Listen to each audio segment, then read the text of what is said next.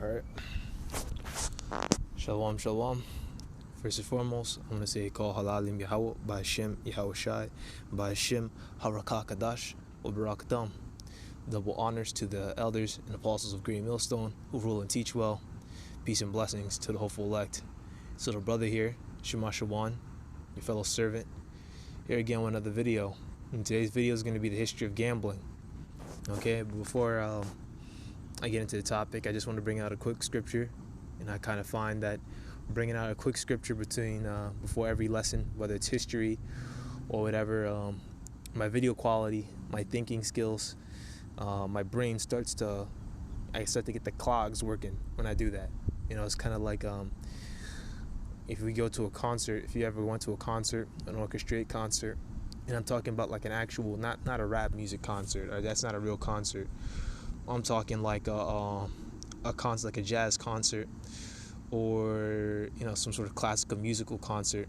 Okay, you'll see that the artists, the musicians, they always tune their instruments before they play. And I found with me tuning my spiritual instruments, my mind, with a quick scripture, it just helps me stay on track. Warms up the brain.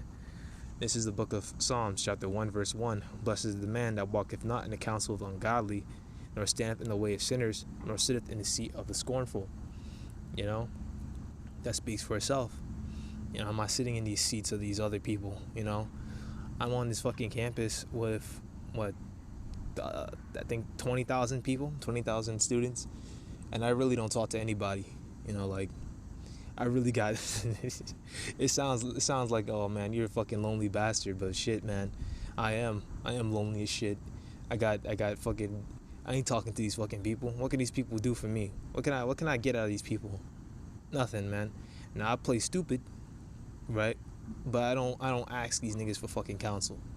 Okay, I'm not asking these niggas anything on a spiritual level, or asking these niggas, these fucking other nations, these Edomites, for shit. All right. Now I'll ask them a question here and there. Hey, what do we have for homework? Play stupid, right? Be polite, of course, because that's not exactly wise. You have to be very serpentile. What the snakes do, they coil around the victims before they kill them. So that's how you gotta play with them. You gotta coil around them for the time being. Just keep them.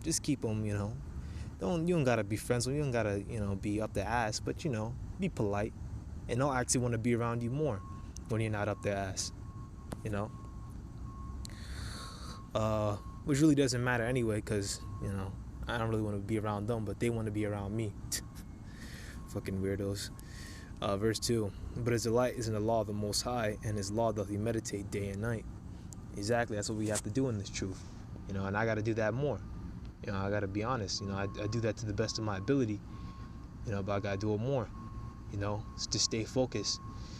Now sometimes I can't really help it. My mind kind of wanders to shit about women and shit.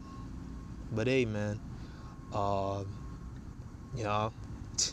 it's something we all got to do. Keep our mind straight, keep our mind right. Keep our mind on spiritual things, not really on things on this fucking world. Like on fucking money and women. All these women stink anyway, literally. And I know that for a fact. I don't have to have sex with 1,000 women for me to know that these girls here stink. All right, and I'm gonna tell you why they stink. Okay, we live in here in these dorms, right? And they don't have any. They only have a showers. There's no baths. So when these women get their monthly monthly issue, they can't bathe. They can't get in the bath and let that shit soak out. They can't soak that shit. Remember, they have an orifice. They have a fucking hole. They can't soak that shit. That means they can only wash it with water in the shower. That's only a recipe for disaster, and I'm certain it is. And plus, combine that with whatever I see, wherever I go, all I see these women in these fucking tight fucking yoga pants and these tight fucking gym pants. I know that shit stink. Okay, because when a woman wears that shit, and I'm getting a little off topic once again, tuning. Okay, I'm getting my mind warmed up. Okay, these women, right? They wear that shit, and the sweatpants, fucking the gym pants, fucking bake up sweat in that area because they're wearing tight ass panties, and then they're wearing yoga pants on top of that. So that area, that hole isn't getting any air. It's not breathing. And if that hole ain't breathing, that means it's gonna have all these bacteria is gonna grow there. That's why these women be getting yeast infections and shit. Just a little tidbit of information for you brothers that are in prison like me. Yes, I call college a prison.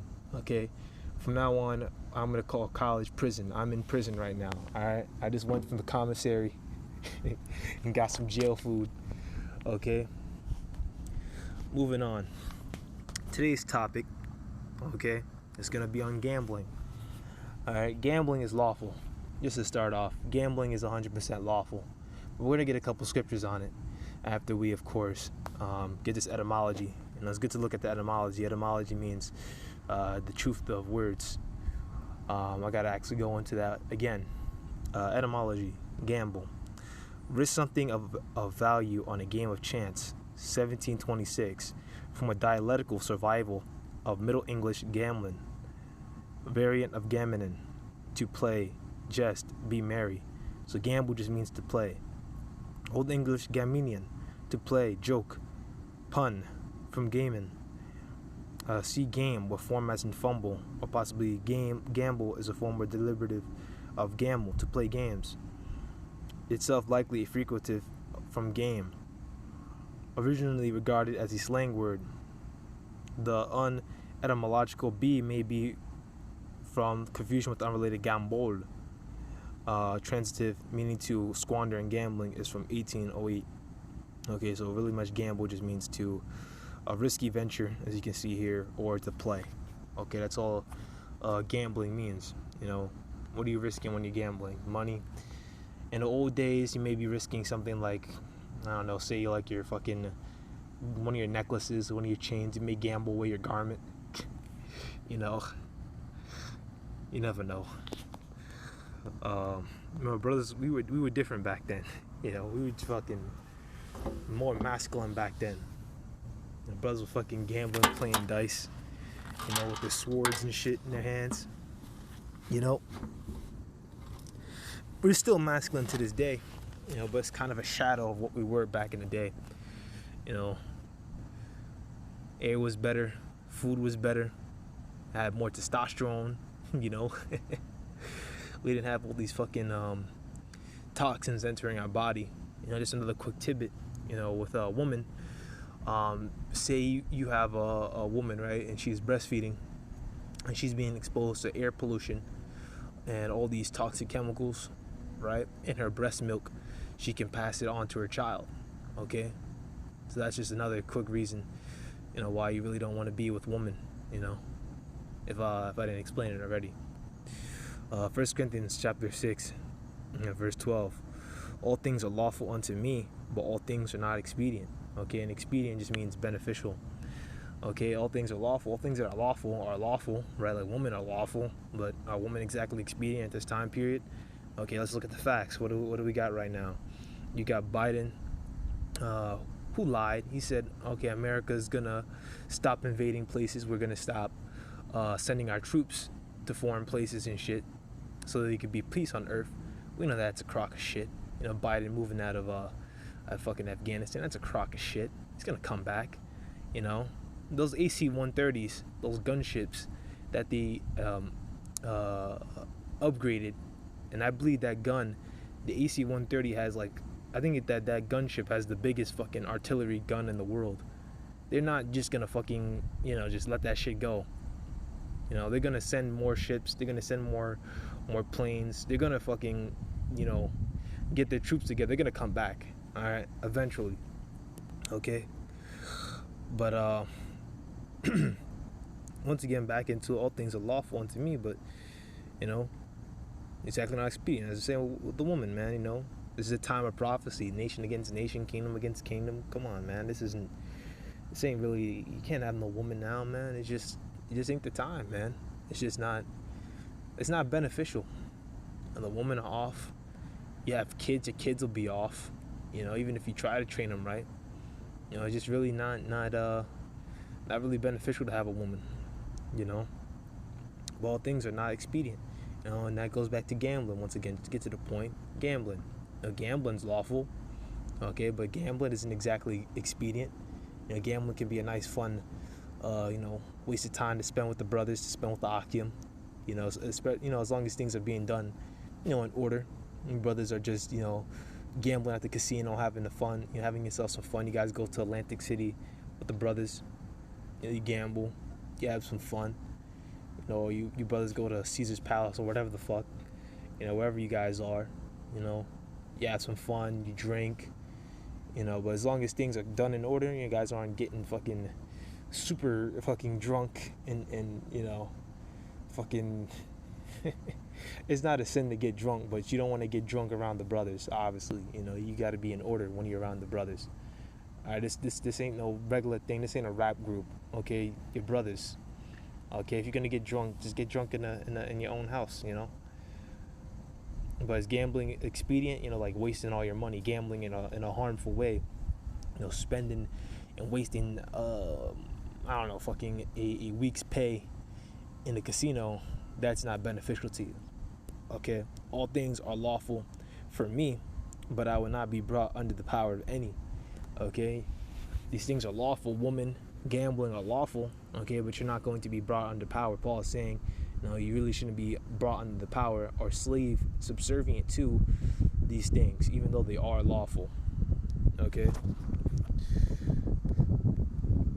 Now we're gonna we got the etymology. We're gonna get some history. All right, we're just gonna go straight to the point. History. Gambling dates back to the Paleolithic period. Bullshit. There's no such thing as a Paleolithic period. Okay? Before written history. In Mesopotamia, the earliest six-sided dice date to about 300. Before written history. In Mesopotamia, the earliest six-sided dice dated to about 3000 BC. Okay? We don't gotta really read the rest on it. But you say, oh, it was in China. All right, where did those Mesopotamians, okay? Because remember, Abraham and the sons of the Most High, it's the sons of God, they were around there back then. Okay, where do these guys get these ideas? Okay, they got it from us. The Israelites. We created that. Okay, who taught them? Okay, the sons of God. And actually, I was a little bit wrong on that. The sons of God are even before Abraham. That's in Noah's time period when the sons of the Most High were around. Ratizah, I'm of that number. I was there in that time. But gambling was around back then. Who taught these other nations that shit? All right, Jacob is the form of all things, man. We created gambling. We were there as angels. Now the one Ratazah, I'm of that number. Being those first souls, those first fruits. Those first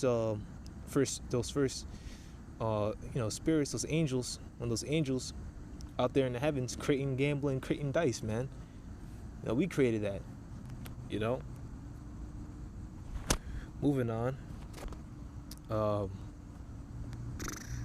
Yep. So we got the history on gambling, and when you go into the scriptures, gambling's in the scriptures. Once again, gambling is lawful. We're gonna get to all of that. Gambling is 100% lawful. Okay. Shit, it's getting cold out here. Fuck. Put my hood on. Shit. This is the book of Proverbs, chapter 18, verse 18. The law causes contentions to cease and parteth between the mighty. Okay, so we got the history on gambling, right? Gambling was back then, right? But how do we use it? Okay, we use gambling to cease contentions. Okay, to end arguments, to end fights. We still do that to this day. If you go to school, well, not if you go to school, if you've been to school, they'll say I don't know what's a game. What's a game that we used to play in school? Fucking shit. How about basketball, right? When you're playing basketball, right? When we play basketball in school with the gym teacher, they might take a coin or something and flip the coin, Okay, the Jake might flip a coin and say, all right, whatever team is heads, you get to go first. You know, where they get that from, man? We created that. You know, the law causes contention to cease and parteth between the mighty. Okay, it causes contention to cease. It causes contention to cease. It causes contention to cease, even among the mighty. You know, that's how we use gambling. I want to get a scripture. This is the book of Nehemiah, chapter 11. Okay, and before I get the scripture, you know, the context.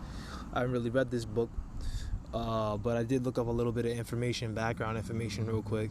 This is pretty much about the rebuilding of Jerusalem and the rebuilding, you know, of our kingdom of Israel after, you know, the Babylonian captivity. You know, this is Nehemiah chapter 11, verse 1. And the rulers of the people dwelt at Jerusalem. The rest of the people also cast lots, okay, to bring 1 of 10 to dwell in Jerusalem, the holy city, and 9 parts to dwell in other cities. Okay, so what they were doing, I believe they call it and it's not demographics, but you know, a form of you know, they were splitting up the population. You know, they were doing a lottery. You know, that once again goes back to gambling. And when you look up that word lots, I'm not going to try to break that down in Hebrew. Lot, pebbles used for systematically making decisions. Portion, okay? But it is lot, the pebbles, okay? Stones, all right? And when we get into it later on, they would have the pebbles, and they would take pebbles and maybe put it inside of a fucking bin, a vessel, and they'd shake it up. And whichever pebble had your name on it, you know, then that would be the person that would come in, you know. Let's see here. Yep. A little stone, especially such as were used in lots, of casting lots. A lot cast. Of a lot coming, Ezekiel chapter 24 and 6, of a lot coming forth from the shaken urn, there is said. You know, lot. Okay, lot could also mean your portion, you know, standing in your lot, you know, being in your portions, you know, standing in your part, staying in your role. Okay, but lots also mean like gambling. Okay.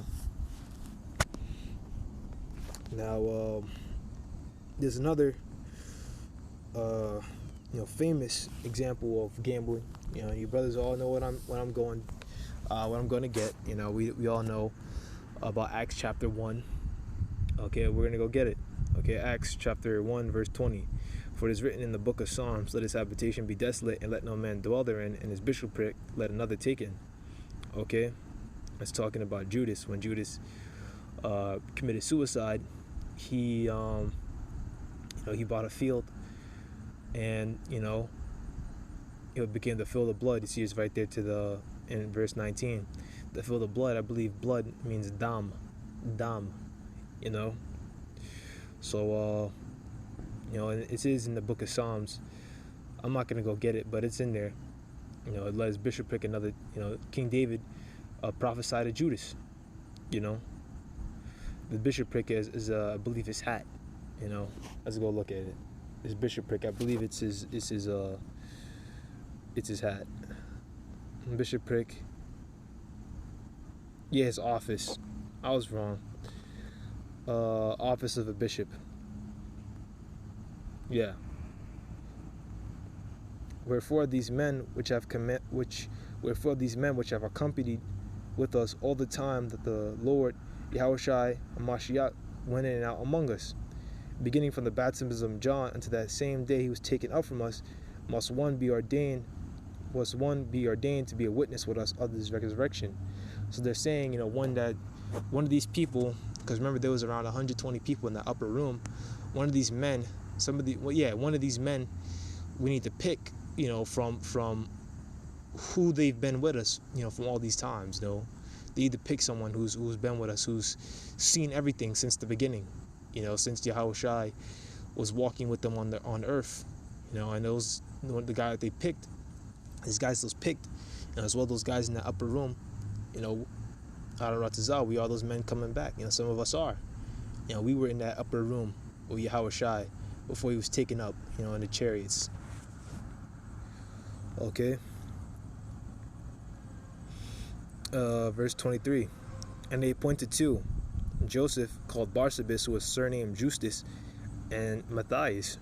And they prayed and said, Thou Most High, which knoweth the hearts of all men, shew whether these two thou hast chosen. You see, the apostles, they knew that even though you gamble, right, that gambling is in the hands of the Most High. We're going to get a precept on that, a little bit later,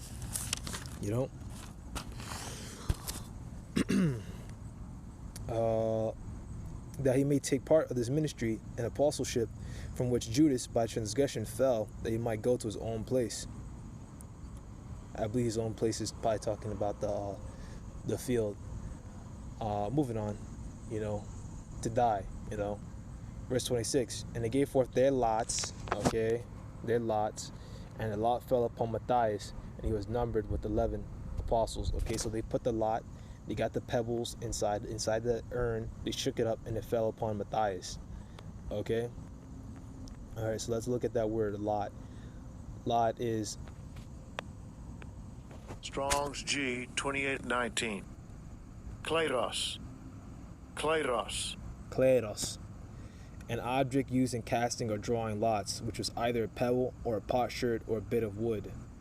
The lots of several persons concerned, inscribed with their names, names in the Paleo Hebrew, by the way, were thrown together into a vase, which was then shaken, and he whose lot fell out first upon the ground was the one chosen.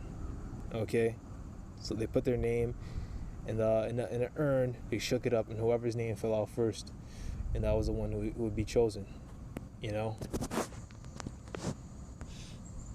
Moving on. Once again, the apostles, they knew back then that even though they drew lots, that that it's all in the hands of the Most High. That's why they prayed on it. This is the book of Proverbs, chapter 16, verse 33. The lot is cast into the lap, but the whole disposing thereof is of the Most High. Even though you may gamble, you may cast lots, it's all controlled by the Most High. The Most High chose Matthias to replace Judas. He didn't choose himself. The apostles didn't choose him. It was the Most High. Even if you do gamble, you go to the casino, you go to Caesar's Palace or whatever the hell. You're but the Most High wants you to win something, you're gonna win. And if the Most High blesses you with winning, then that's what He does. All right, moving on. I'm gonna get some other quick examples of gambling, of lots being cast, other facts. I want Leviticus. It's acting funny. Leviticus chapter 16, and I'll start at verse 6. And this is pretty much Aaron making a atonement offering for his two sons that died for offering fire. And I believe that is in Leviticus chapter 10. I'm not going to go look for it, but that's just a little bit of history. And Aaron shall offer his bullock of the sin offering, which is for himself, and make an atonement for himself and for his house. And he shall take the two goats and present them before the Most High at the door of the tabernacle of the congregation. And Aaron shall cast lots, gamble, upon the two goats, one lot for the Most High and the other lot for the scapegoat. So one lot will be for who's going to be sacrificed, and the other one is going to be for the scapegoat. And Aaron shall bring the goat upon which the Most High's lot fell, and offer him for a sin offering. But the goat on which the lot fell to be the scapegoat shall be presented alive before the Most High to make an atonement with him, and to let him go for a scapegoat into the wilderness. And that's where you get scapegoat from. He used him. He used that person as a scapegoat. A scapegoat just means you take a lot of these words for granted. These people, they say scapegoats, like say if you're fucking like an excuse, but it's not really an excuse. It's just the goat that we would send to go away. People really take a lot of these words for granted, and that's another lesson. I might do that at another time. It's a form of gambling. Even though you may gamble, once again, the lots are in the hands of the Most High. He controls the lots. Okay. This is gonna be the last scripture. I'm gonna go ahead and get maybe one or two more. We'll see how it goes. This is Matthew chapter 27, verse 35. Okay. And they crucified him and parted his garments, casting lots, that it might be fulfilled which is spoken by the prophet. They parted my garments among them, and upon my vesture did they cast lots. Okay, this is Yahushua. The Romans, they crucified him. These Edomites, they crucified him, and then they gambled. They tore up his garment, divided his garment up, and sold it. They well, not really sold. They gambled for it. They were throwing dice and gambling for it. When you go to that lots, once again, it goes back to that stone. Who taught them about that? We did. Okay, we did. Remember, Esau was among us at one point. He was among Isaac, and Isaac, he probably taught him certain things. We could reason certain things. He probably told him certain things. How else is Esau gonna know how to gamble? We taught him that. This is the book of Psalms, chapter 22, verse 18. They part my garments among them and cast lots upon my vesture. So that's just pretty much the precept. That's just the same thing. King David is a prophet. He prophesied it. And that's pretty much it. I don't want to get too far, off topic, but that's pretty much it on gambling. Gambling is scriptural. If gambling wasn't lawful, then how come the Most High just let the apostles gamble for the person to take Judas's apostleship, someone to take his office, But yeah, that's pretty much it for this video. Let me take off my hood. Okay. Call Halalim Yahweh by Shem Yahushai by Shem Harakakadash Barakadam. That's all I got. Shalom.